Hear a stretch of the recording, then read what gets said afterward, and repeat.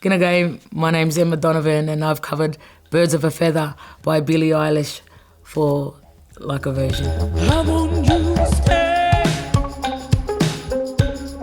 till I'm in the grave. When I think of cover songs, I think of about a lot of the older tunes, like especially ones from my community. You know, there's a huge songbook of Aboriginal songs that I've grown up on. And, you know, it's really hard to make a decision, actually, because that's kind of where I go for comfort and because I know, you know, them stories and them songs.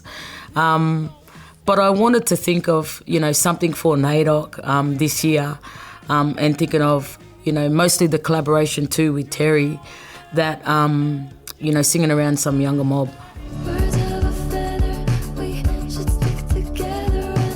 Birds of a Feather is pretty much the car, you know, the go-to song in the car with my daughters, and I've got a lot of memories of singing with my mother.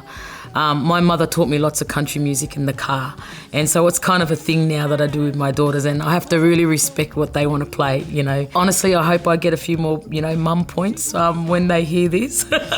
I wanted her to be here and I was thinking, oh, there might be too many people for my kids to be hanging around, you know, but I honestly can't wait just to see, you know, my kids' reaction to this song.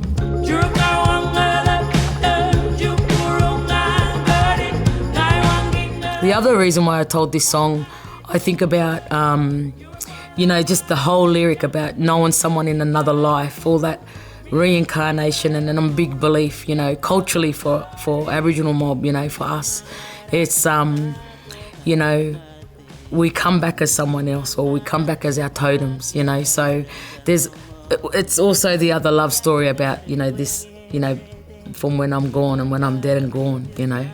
So, yeah, that was the other reason why I wanted to sing this song. The way that Aboriginal mob grieve, you know, in the time of sorry time when we have lost someone is very deep. And so I was just touching and channeling all of that, you know, from family and community.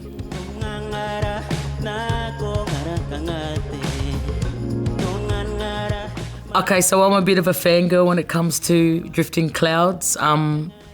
You know, when I thought about somebody that I'd want to collaborate with, you know, my heart went straight to, you know, Arnhem Land, as it does. And there's so many amazing music that has come out of the top end. You know, I've loved music for years, you know, like bands like Yoti Indie and, you know, Saltwater Band. Now you're coming into, you know, these times where we've got so much representation from top end, like bands like King Stingray. So for me to collaborate, you know, and sing in a song, you know, with Terry just means so much. And the other thing is, you know, we've done the Yolngomata, you know, verses that he sings, and then I'm, you know, singing the choruses in Noongar language, which is my grandmother's language. Well, and this is the funny thing about, you know, translating Aboriginal songs to English or English to Aboriginal. We have Aboriginal English, you know, and the way that we say things around the other way. Instead of saying, I love you, we say you I love. And it's like a lot of languages, you know.